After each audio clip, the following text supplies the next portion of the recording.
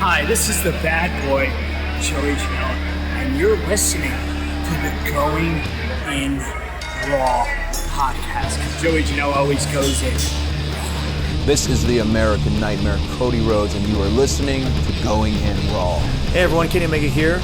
In case you didn't know, we have an awesome kick butt show called Steven Larson's Going in Raw, and they're going to be supporting AEW every week amongst many other things. Goodbye and smooch. Good night. Bye-bye. Hey, friendo, Steve here. And Larson. And welcome back to Going in Raw, the only pro wrestling podcast you'll be listening to right here at youtube.com/Steven Larson. Available wherever podcasts can be found. And, of course, taped live at the Twitch at twitch.tv/Steven Larson.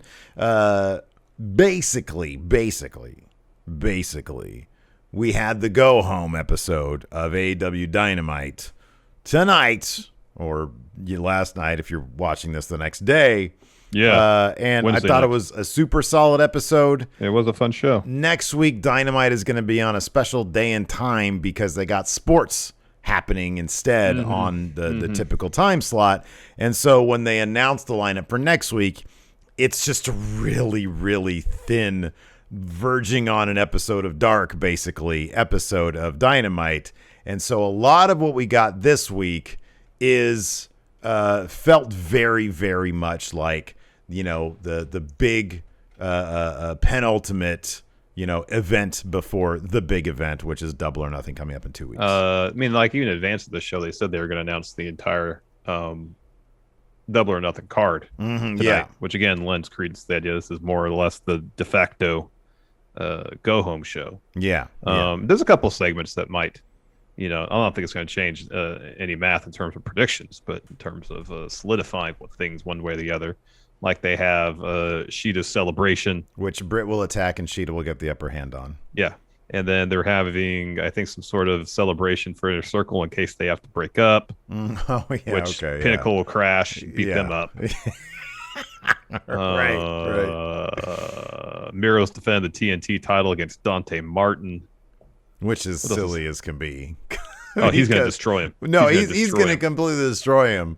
I mean, it's a minor thing. Everybody does it. WWE does that kind of stuff where it's like, well, he has a title match, a Double or Nothing against Lance Archer. That's a big deal. And he's also going to have it. But I mean, that's his hubris saying, oh, I'm going to kill this guy. And, I'm so arrogant that I also have this Double or Nothing match. So at least they're kayfabing it.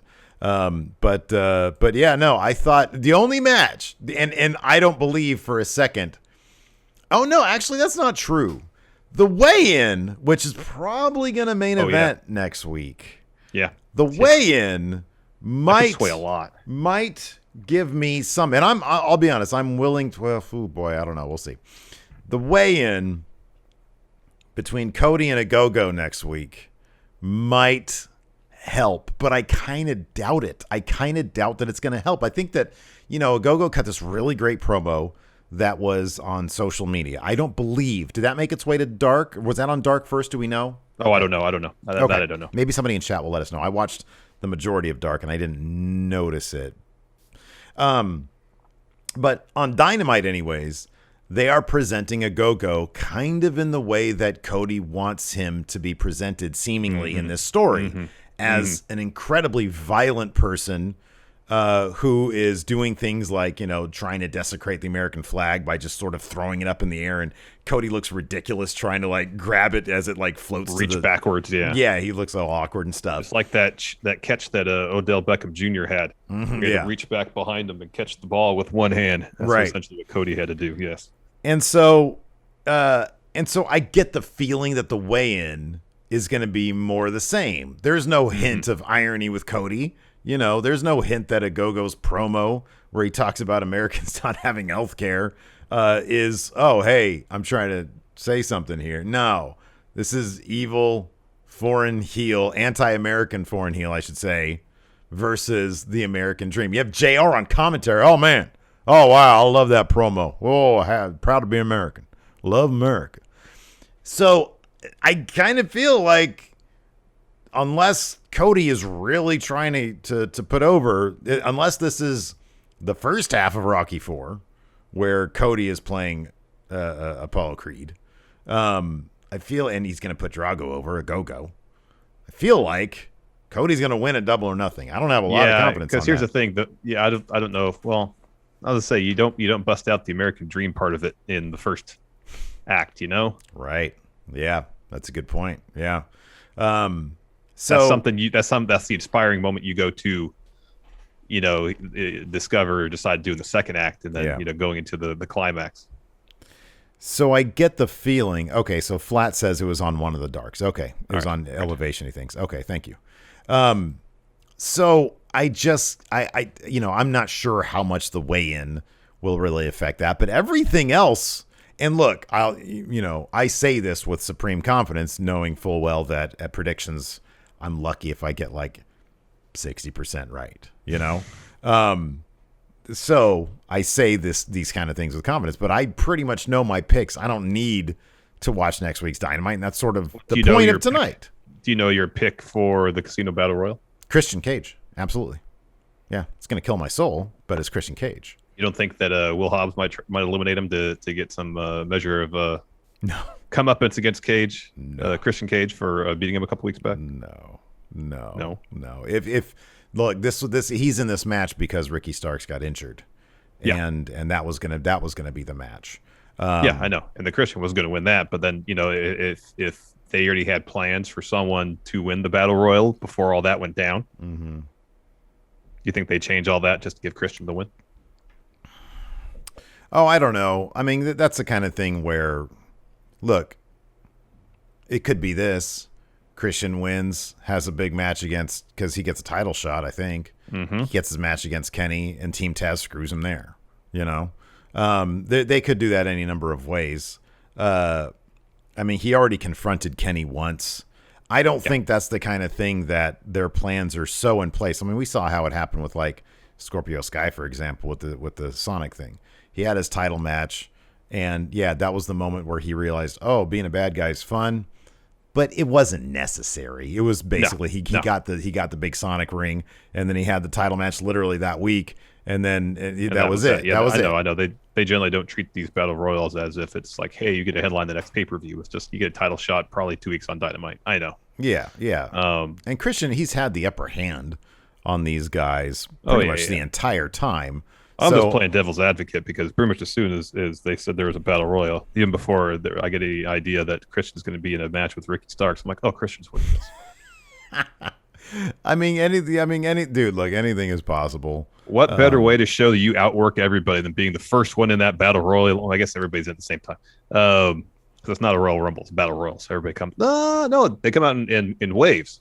Do they? So he's in the first wave. I think you're right. He goes, the whole length of the battle royal, outworks everybody and gets the win. Mm-hmm.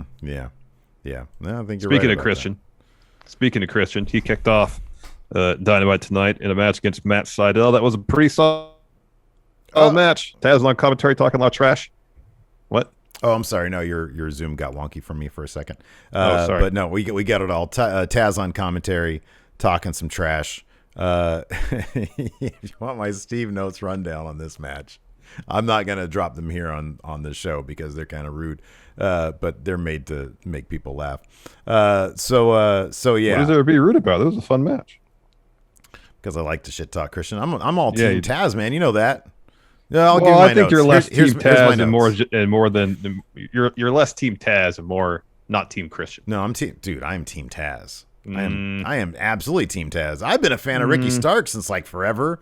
Will Hobbs, I've been a fan of him forever. I love Taz. He cracks me up. Okay, here's my notes. Here's my take on this match. Christian is gassed moments into the match. This is my Steve techniques. Sydal gets 3 on a sunset flip, but the ref says it's 2. That was clearly 3. Christian did not kick out of that on time. It's pretty close. Christian gets 2 on a spear, stealing his better partner's move. Sydal eats knees on a standing moonsault, attempting an unprettier. Sydal eats knees on a standing moonsault attempt. Then an unprettier gets the Brood's third best member 3. It's called the kill switch, first of all. Taz talks shit, calls out Christian and Sydal. Ricky Starks comes out, who's, by the way, has the best theme music in all of wrestling. In all of AEW, sorry, all of AEW. Starks comes out, not including Judas. talk Well, shit. I kind of feel like Hangman Page is really good too. His is good, but it's very literal. It's just an interpretation of the old good, bad, and the ugly stuff. Yeah. So Team Taz attacks from behind. It was great because Sydal was getting beat up by Hook down there on the floor. Hangman strolls out, hands his drink over to Starks. That's great. He's like, "What the heck? What do you want me to do with this?" And Great. attacks Team Taz. Brian Cage evades a buckshot and power bombs Hangman. So yeah, all my confidence points on Hangman Page for that one, dude. Yeah. Page is totally winning that against Cage. Next, we have a Varsity Blondes promo. Pillman says it's funny that the Young Bucks mentioned his dad because he says his dad was the reason he stayed away from the business for a long time, and that was until he met the Young Bucks, and they kind of showed him that you could do things the right way in this business. And then Griff Garrison tells a story about how he manned the Young Bucks merch table. I believe he said in 2016. He said 2018. 2018, okay. Which is insane because that feels like yesterday, and this dude's already on Dynamite. That's awesome. I know. He says he picked their brains some then, but these aren't the same Young Bucks. And then Pillman says, "Hey, we're not going to stop till we reach our destiny, become AEW Tag Team Champs." Yeah, this was a very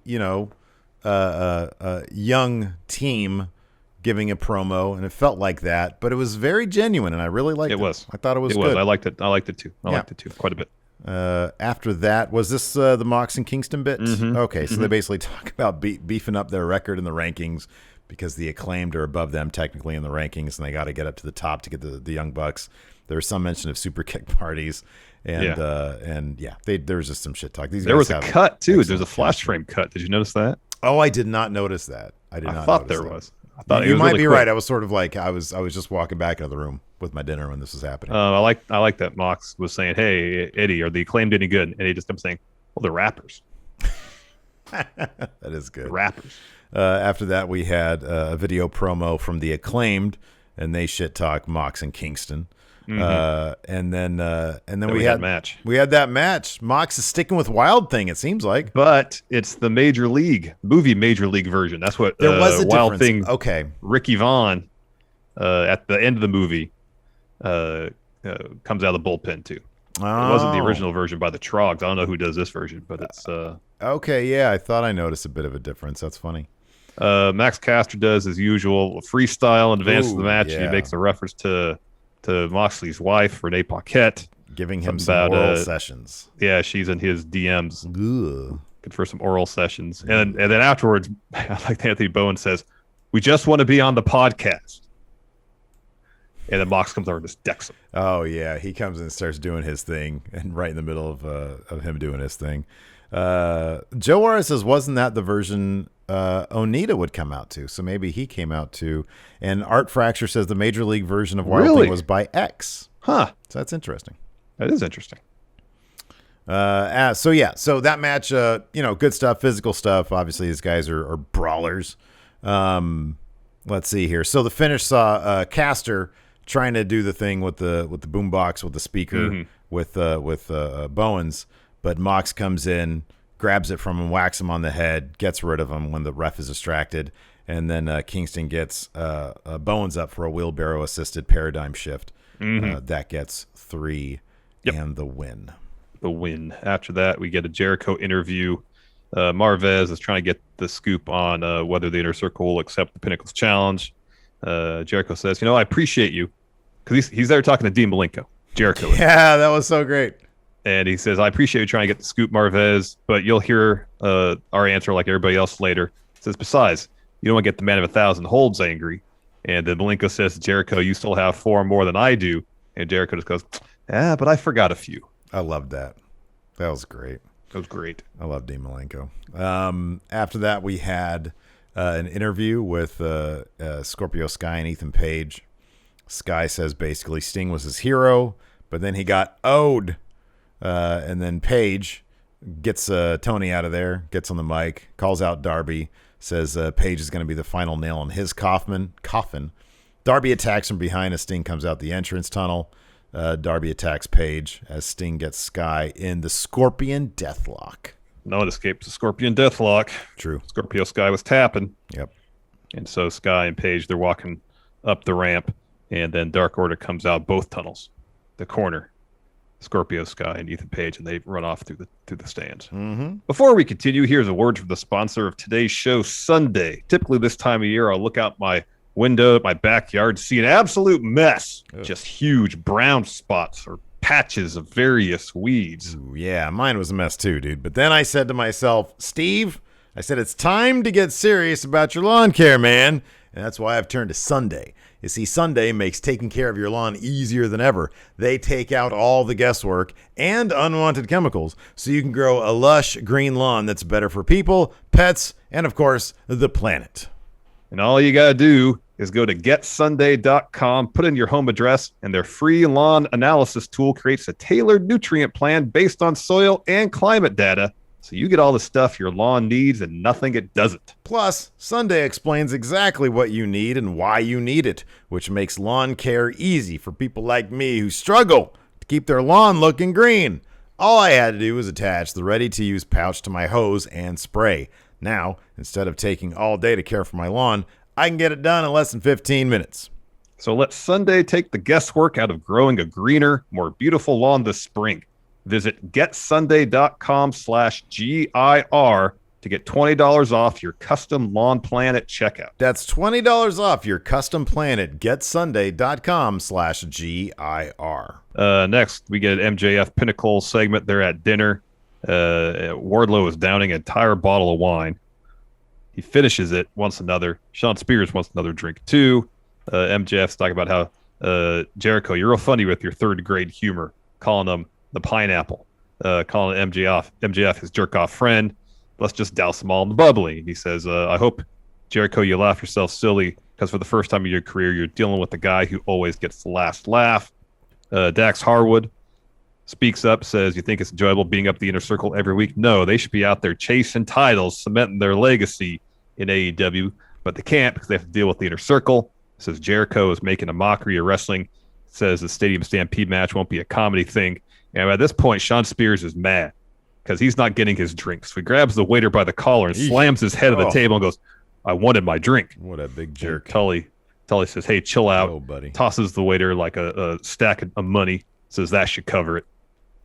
And MJF says if Jericho decides to do the Stampede match, it'll be Inner Circle's last match because when you're the Pinnacle, you're always where? On top. On top. On top. After that, we had Rebel. Was next the Rebel versus Shida match? Okay. Yeah. So there was some distractions here attempted by Britt Baker, which got Rebel the upper hand for a bit. But in the end, Shida tapped out Rebel pretty quickly. I did like that Shida got the rubber glove out and was going for a lockjaw. Yeah. I like that. That was cool. But yeah, Shida wins, and then as soon as Shida gets the W, Britt's in there, attacks Shida, puts down her title, hits a curb stomp on Shida onto the belt, and holds up the title. Yeah. After that, we had Kenny and Don. So was this supposed to be last week, right? Yeah. Okay, so Kenny and Don show up after last week's Orange Cassidy Pac match, and they basically try to convince him, Orange Cassidy, to give up his spot at Double or Nothing. They shoo away best friends, and they try to convince him to give up his spot at Double or Nothing. They offer him a contract for a title shot down the line. They're saying, we're just trying to protect you. You're going to get hurt. And Orange Cassidy takes the contract and he rips it up very slowly. And they're like, okay, we get the point. So Kenny he's about to do it again. Yeah, take the two halves and rip it again. It's like, no, you don't have to do that. We get the point. We get the point. So Kenny tries a different approach. He's like, hey, that powerbomb you took, this is a total lie. He says, that was nothing special. That's just the level of talent at the top of AEW. Now, imagine what happens when you take a one-winged angel. The damage could be worse. I could end your career, maybe even your life. And then Don offers up Orange Cassidy. He's like, here, I made another copy of it. Mm-hmm. Don Callis, his voice, his just general way of speaking cracks me up. I know.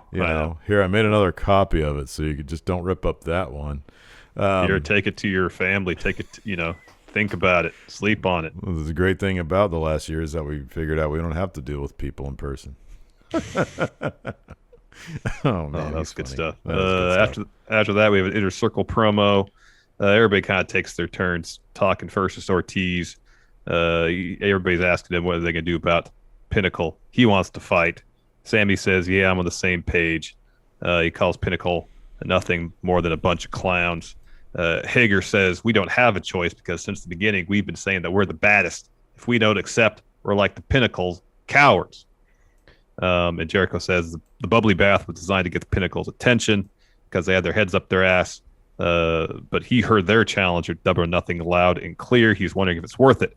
He still wanted his blood and guts with worth it. So none of them will forget that night, especially him, because he'll never be the same because of MJF. He says, Max hurt me bad. And I'm not talking about the physical pain. I'm not talking about the elbow. He says, but the mental image of being thrown off the cage is something I won't heal from. MJF scared my family. He scared everyone who watched the match. So was it worth it? He says it repeatedly. Was it worth it? Was it worth it? The only answer I have is when I think of the revenge I'm going to get. So then, yes, it is worth it. The Inner Circle's answer is yes for Stadium Stampede. If they can't beat Pinnacle after all they went through, they don't deserve to be together. So at Stadium Stampede, Inner Circle is coming for Pinnacle. Hell is coming for Pinnacle. They're going to dance all over their face and then piss all over their graves. After that, Jade Cargill has an interview with Tony Schiavone, but she's interrupted by lawyer Mark Sterling. And he's like, hey, all these managers coming up to you, they want you to work for them. I want to work for you the other way around. And I want to help you take your brand to the next level. He's like, look at this. This is 2 weeks in a row now. You're in a stand-up interview with Tony. Where's your sit-down with JR? Tony gets so sad about that. Yeah. And Jade says, okay, stop interrupting my interviews. Goodbye. I'll think about it. It's like, what is that guy's deal? Yeah. He's going to end up being her manager. I know. It seems like it. Next, this match was great. Red Velvet challenging really good. Serena Deeb for the NWA Women's title. This match was fantastic. And Serena Deeb, I guess they said she'd been out with knee surgery, I believe. Yeah. And she come back with what? A new attitude. She comes out, as soon as that bell rings, she's just hitting Red Velvet with a bunch of strikes, hits a twisting neck breaker. Pretty soon after, goes after her legs, hits a nasty dragon screw when Red Velvet has one of her legs in the ropes, and hits like a couple more. Eventually, though, Red Velvet gets some offense in. Deeb puts Red Velvet on top. Velvet elbows her off, hits a crossbody. Standing moonsault, gets a 2 count. Later on, Deeb's looking for a neck breaker off the apron. Velvet blocks that, pushes Deeb to the floor, hits a moonsault off the apron. Hits a kick in the ring, gets a 2. Serena's looking for Deep Talks for finish. Velvet counters that with a roll-up, gets a 2 count. Hits a great-looking Uranagi. She goes up to the top rope, goes for a moonsault. Deeb gets her knees up, hits a powerbomb, that gets her a 2 count. Deeb locks on a Serenity lock. Velvet gets near the ropes.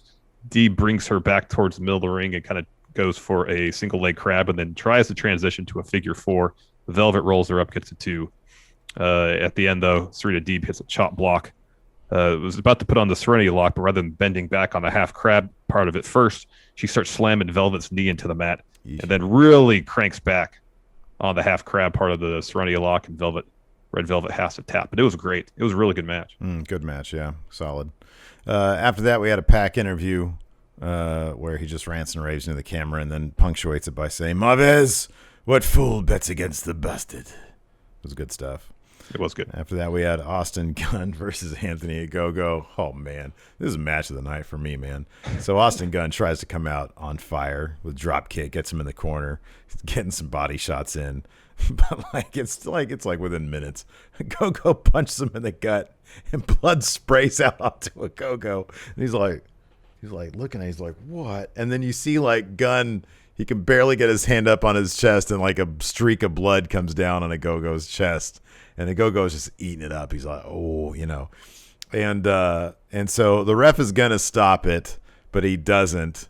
And Ogogo picks up. Oh, I'm sorry. And then, anyways, I think he like pops him up in the face or something. And he does. It's like a pop-up right hand. And decks him in the face. And Austin Gunn was so good selling this because, oh my God, it was like sickening. So he went down. And this was, I guess this was the Rocky IV moment. The first part, because Cody gets in and everybody rushes in and they freak out, and Ogogo gets the American flag and he throws it towards kind of Cody, and he has to do an awkward like, oh, don't let it hit the ground, oh dear. Yeah. Cody, of course, wearing that cheesy jacket. This is where JR was talking up that promo like before this.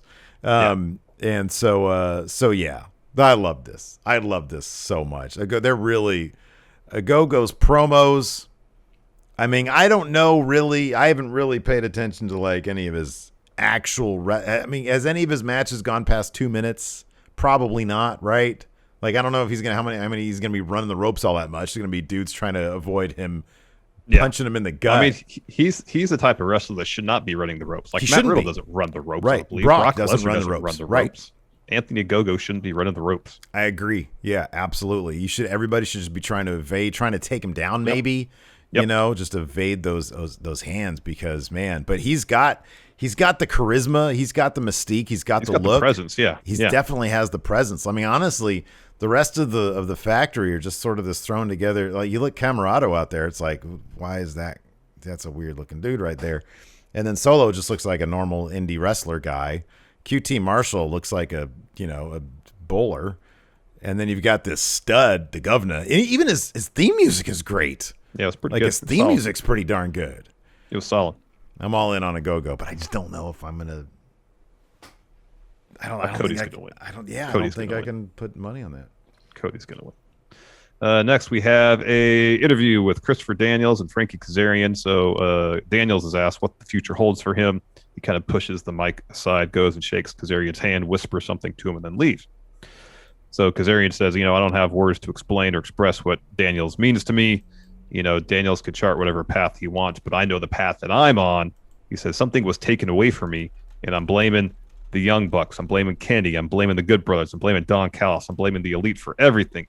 So he says he's going to hunt down every member of the Elite. He will have his recompense, or he will die trying. And he says that's not a promise. That's not a threat. That's the gospel of Frankie Kazarian. So we got a rebirth of the Bullet Club Hunter, essentially. Oh, wow. Yeah, that's good. I mean, he even mentioned, he says, you're looking at a loaded gun here. That's good. Yeah. Oh, man. He's going to get his own shirt with the Elite logo and then Hunter. I wonder if I still have my Bullet Club Hunter shirt. I might have it still. I'll have to look. Is next, that a Miro. shirt of some sort? I think so. I do still have my Jeff Jarrett Slapnut shirt somewhere. Oh, man. I've lost so many shirts. After that, we had a Miro interview. He says, first and foremost, I want to thank Jesus for protecting me and for giving me strength and power so we could destroy everybody. And that is my talent. I can't talk crap about Miro this week. that first line alone was great. That was so good. It was great. His crap talk to Lance Archer and Jake later on was great too. He says that's not Darby's talent. He talked crap and he took what he said. He took what Darby said couldn't be taken, his TNT title. He says if someone has something that I want, it's done. Darby disrespected me, but I forgive him. So go home and make another one of your student videos. He says, I'm champ. He said a gritty student video. Yes, gritty student video. That's funny. Right. He says, I'm the champ and nobody's going to stop me. Next week, I'll give an opportunity for the TNT title. He's going to destroy them over and over again. This when Lance Archer walks out, he tells Miro to shut up. Says he's the beast of all. He's the beast of all Elite back when he was still having a day to himself. Says he and Cody fought for the first TNT title, and he'll be damned if he doesn't walk out double or nothing as champ. Says can't wait to beat the hell out of each other. Says he's going to beat Miro, hold the title over his head, and make Miro his Bulgarian bitch. And Miro laughs. He's like, oh, you don't think I've heard that before? I've heard that before. You call yourself a monster, but you have this old man to hold you back. Says I won the TNT title, and nothing stopped me from getting it. If you bring Jake around, there's not going to be any kind of yoga that's going to save his life. Lance, you say everybody dies. I insist that you do it first. Yeah, it was really good. It was really, really damn good. It was really good. Yeah, Miro's great. Yeah. After that, we had our main event, Varsity. Well, let's talk about this real quick. They announced this. So, Sting and Darby Allin are going to be in a match against Scorpio Sky and Ethan Page, which isn't that surprising. But it's a little bit surprising. It's not going to be a pre-filmed cinematic thing. It's going to be live in the ring. I actually figured this would be the case because it's a tag match. You can get away with that. I thought I said that last week. Maybe I just thought it. But yeah, I figured that would be the case. I mean, you're going to have fans there. Mm-hmm. So, Sting being in the ring, it's a big deal. It's a really big deal. It's a massive deal, yeah. I just figured it was a foregone conclusion because it's a tag match, and all he has to do is a couple of spots here and there. I mean, that dude took a power bomb from Brian Cage. He ain't gonna be taking a power bomb here. he'll do a couple spots, put Scorpio Sky in the Scorpion Deathlock, and Scorpio Sky will tap out. Yeah, exactly. So you don't have to do, it'd be like a coffin drop and then the Scorpion Death Drop, or Deathlock rather. So no, this is awesome. This is awesome for the fans there. It's great for Sting. It shows that he's not just going to do cinematic matches. Cinematic stuff. Well, I think he did an interview where he talked about getting beat up, between doing the spots and the long shooting hours of the cinematic match. It took him longer to recuperate from that than he thought a match would. I'll be honest with you, man. If you're going to do cinematic matches, use a damn body double. It's a cinematic match. The idea is we get Sting in this form of entertainment, and he's the guy there. He shouldn't be doing stuntman work, you know? No. I don't know. I would not have any issue whatsoever. Oh, I would. If they brought in a body. I kind of expected it. Same. With that last thing. And as long as you don't do anything that's too ridiculous that it makes it obvious that it's a stunt guy or it's a body double, then you can get away with it. You can leave people wondering, oh man, wow. As long as it doesn't take you out of it. Exactly. I don't know. That's my take on it. Then we get our main event, Varsity Blondes challenging the Young Bucks for the AEW Tag Team Championships. Varsity Blondes start out really fast. They send the Young Bucks out of the ring with stereo drop kicks, and then they do their pose. Then shortly thereafter, the Blondes isolate Matt until the Young Bucks just unleash a bunch of offense. Matt sends Pillman Jr. to the ring. Nick gets tagged in. They kind of do an old school thing where Matt's holding Nick's hand so he can walk the ropes all the way to the next corner, and then hits double stomp on Pillman, hits a splash on Griff. What's it, Grizzly? Griff Garrison. Grizzled. And then the Young Bucks do their pose. So anyways, the Bucks are isolated Pillman. Eventually, though, Pillman hits Nick with the crossbody off the top. Gets the tag to Griff. Matt's in as well. Garrison goes on a run. Spears both the Young Bucks. They roll out of the ring. And he hits dive over the top rope. Griff Garrison's a pretty athletic dude. I think they said he was 6'4" or something like that. He's a tall dude, and he's very athletic, yeah. Yeah. So the Varsity Blondes get some offense in. They're looking for their finish. Nick breaks that up. Matt hits Pillman Jr. with a superplex. Brian Pillman Jr. is isolated again for a while. They're kicking his back over and over. He kind of no-sells it, gets fired up. I think Nick's going for a super kick. He catches it, swings his leg over to kick Matt. Then he super kicks Nick. Goes for the pin. Matt breaks that up. Matt puts Pillman in the sharpshooter. Pillman reaches for the rope. Nick sprays him with cold spray. So Griff comes in and breaks up the sharpshooter. Nick super kicks him, is faking the injury on the apron, like he busted up his leg. So then Brandon Cutler can give Matt a can of cold spray. Julia Hart is there ringside. She's telling the ref he's got cold spray. And so while the ref's dealing with all that, Cutler throws another bottle of or can of cold spray to Matt. Matt then sprays it in Julia Hart's face. It was like point blank, too. Yeah. So Pillman rolls up Matt, gets a 2. Matt locks in a sharpshooter. Nick hits Pillman with a springboard X Factor and then takes out Griff with a moonsault, and Pillman has to tap. Afterwards, Callis comes down. The Young Bucks are celebrating on the turnbuckles. Brandon Cutler spraying him down with cold spray. Mox and Eddie just kind of wander out to the ring. Brawl breaks out. Mox and Eddie choke out the Bucks, and then they steal their Dior Jordan 1s. Yeah. And then it's made official: Young Bucks versus Mox and Eddie Kingston at Double or Nothing for the tag titles. Yep. Solid way to close the episode. I love this from who is this? Hugo Longheavy says Sting's body double should be Chessman. Chessman actually kind of looks like a body double for Sting. Kind of, yeah. And he looks like, and he's Wolfpack Sting. He is Wolfpack Sting. I got the Patreon thread up kind of late, but we do have a couple of questions, and I know we have probably plenty here in the Twitch chat. Yeah. Cameron Bordolazzo says, what are the chances Andrade attacks Omega after his match at Double or Nothing? I would say not likely, but also it wouldn't shock me if that did happen. I mean, Andrade, he might have a deal there in AAA, which would not preclude him necessarily from showing up in AEW. So it's possible. It is possible, if AEW wants to try to make a... Well, here's the thing, too. I kind of feel like Stadium Stampede is going to be the main event because it's going to be pre-taped.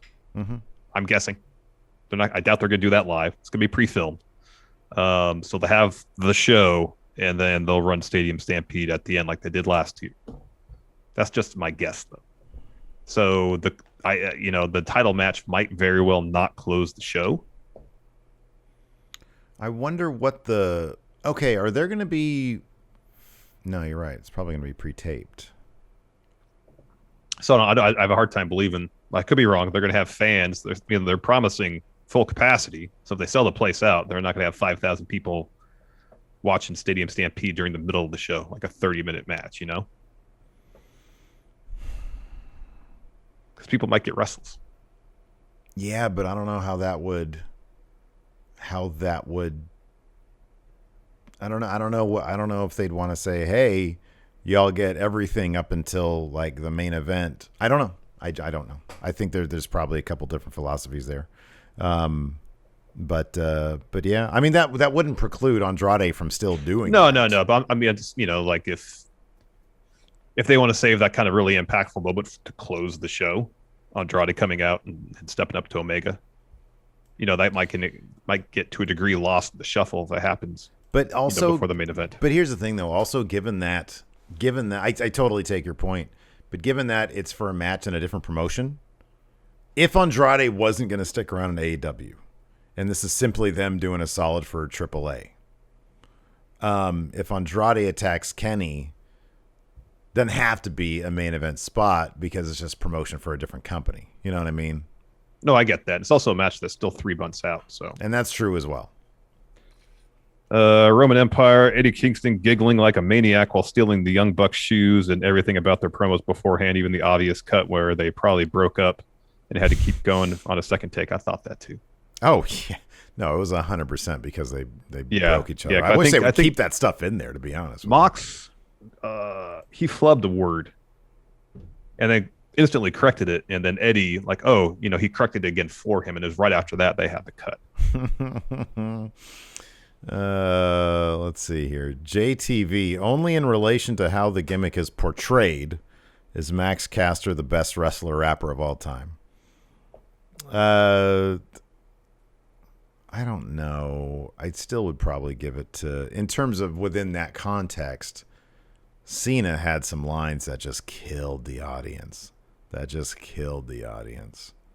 So I'd still probably give it. I mean, that's just the first guy that comes off the top of my head. Yeah, same here. Thomas Dunnigan. Let's say Cody pitched this feud with Ogogo. Do you think Rocky IV inspired him? Certainly feels that way, doesn't it? It seems that way. Like he basically did the Apollo Creed angle tonight with Austin Gunn. Yeah. Dang MQ, which of the released NXT talents from today do you want to see in AEW? I mean, if they can sort of develop Vanessa Bourne or Jessamine Duke in the same manner that they developed Ty Conti. Yeah. Them, Yeah. I don't really know much about the other names. Alexander Wolf, I'd probably want to see back in. Well, I don't know. I don't really watch. I don't know. Alexander, wherever. If he shows up in AEW, I'd be cool with that. Let's see here. Dog Authority figure. What other foreign heels from any promotion or era would Steve like to see Cody defeat after Ogogo? Why just me? Open it up to Larson as well. Well, you're the one that's all into this storyline, so I'm sure that's why the question was directed to you.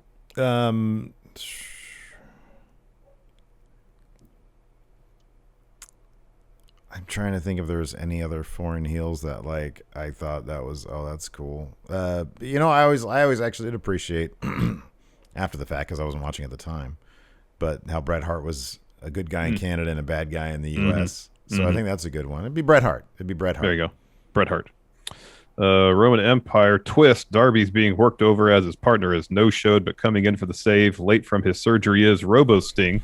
Oh, perfect. Having become RoboCop all these decades later to save his partner in order to compensate for his age and injuries, tells Darby to keep the face paint, and then Robo walks off. I want to see... he just turns the camera and says, Borden, and that's it. I want to see Joel Kinnaman make an appearance as the new RoboCop. Dead or alive, you're coming with me. And then, they de-pants the guys and he shoots off the penises. Oh, yeah. Like from that grotesque fan film. If you guys haven't seen it, check out the RoboCop fan film where he shoots off a bunch of people in the front area. Mm-hmm. It's really horrifying. It is. Jorge D. Taz wants to give Brian Cage a psychological edge over Christian, so he has the best chance of winning at Double or Nothing. Taz doesn't know how to do this until he receives a tweet from Steve shit-talking Christian on Twitch. As DM Steve, if he wants to do a Christian rant on the pay-per-view, of course, Steve accepts immediately. What will your promo be in order to help Team Taz? It'd be Steve techniques. You know, like Taz tries to get really technical with it. I get juvenile with mine. I get really petty. So it'd be Steve techniques. I'll be like, look at his saggy butt. Like he's got old man why saggy are you so butt. Blown up 2 minutes into your matches, huh? Yeah, Stuff like that. Look at him. He's a minute in and he's already sweating like a pig. What is that, me out there? Look at that guy. He looks like he needs a nap. Oh, my God. David Matushek. After seeing Mox come out to Wild Thing, what other licensed songs do you think AEW should get the rights to? Give me one wrestler and what... You know what? You're a huge Miro fan. Give me a theme that Miro can come out to.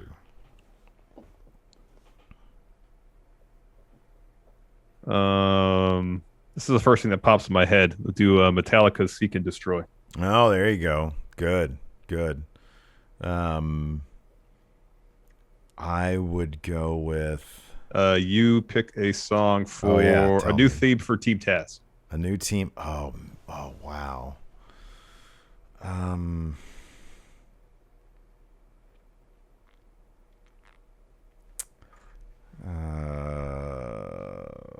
Ask another. Go on. Let me think about this one. All right. White Brownie says, hypothetically speaking, if Dynamite were to ever go against SmackDown for one night, could you see AEW put on a better card?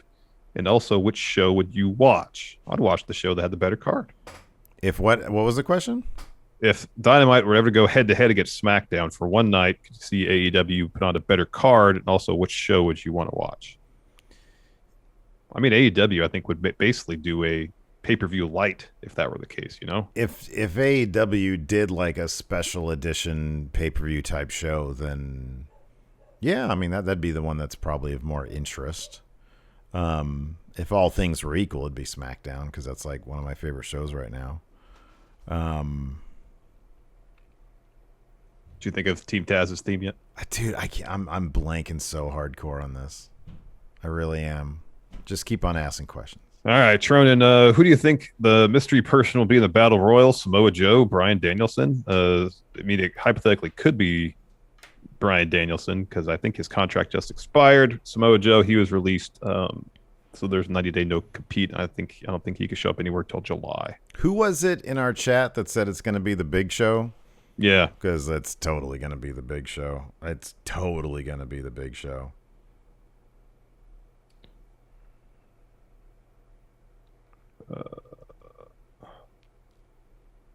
Shane's birthday tweet, do you see Anthony overshadowing the rest of the faction, becoming its new leader? The Factory. I don't know how you deal with that. He shouldn't be in the faction. He should, once he's done beating up Cody, he should gut punch everybody in that faction and then leave.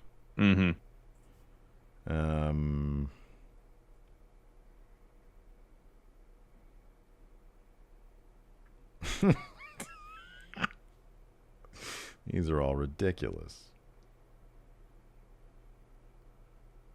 Dark Shadow Zakes is not sure if you answered this because I just tuned back in, but can you already feel the goosebumps as a sold-out Double or Nothing crowd sings Wild Thing when Mox and Kingston make their way to the ring? Oh, man. It'll be great. This could be like the end of Major League. The whole stadium singing Wild Thing. You love that.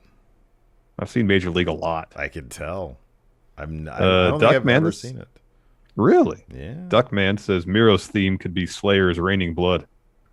I feel like that's too cool. I need something that's kind of dorky. For Miro or for Team Taz? Oh, I'm talking about Team Taz. Sorry, were they talking about Miro? Yeah. Yeah, that'd be cool. Jonathan, with Joe and Brian being free agents, could Chris Daniels turn heel and lead a Ring of Honor Legends invasion on AEW? That'd be cool. I actually kind of like that idea. I think that'd be cool. That'd be neat. Yeah, what do you think Daniel's going to do? I don't know. I honestly don't know. Okay, I'm going to say Team Taz's theme should be minor threats, minor threat. Because they're kind of a minor threat.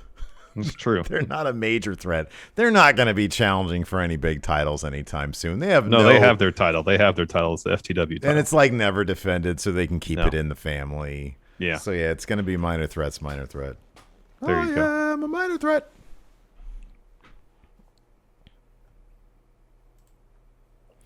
Let's see here. Any other questions?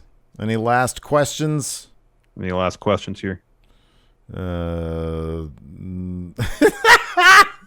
Jonathan says the A-team. That's okay. You win. Dun, dun, dun, dun. Dun, dun. And but there's also a track like they do that, but then there's Taz in the backing vocals. Dun dun dun dun. Well, he does dun, the voiceover dun. that precedes the theme that they have in the opening credits of the show, exactly. but it's just tailored for Team Taz. Hey, we're a bunch of soldiers of fortune. We're all Vietnam vets. What? You'd have to be in your 50s or 60s at this point. The A-team theme, that's the answer. But I still don't like you, Jonathan. Anyways, thanks everybody for tuning in. We appreciate it. Till next time, we'll talk to you later. Goodbye. Help support Going In Raw today by becoming a Friendo Club TV member. You'll get access to new bonus episodes every week, including Friendo Club Arcade, Live Power Rank, Vintage 10 for the Wins, and Ask Steven Larson. Get access to Friendo Club TV today by becoming a $5 and up patron at patreon.com/Steven Larson, by throwing us a sub at twitch.tv/Steven Larson, or by clicking join at youtube.com/Steven Larson.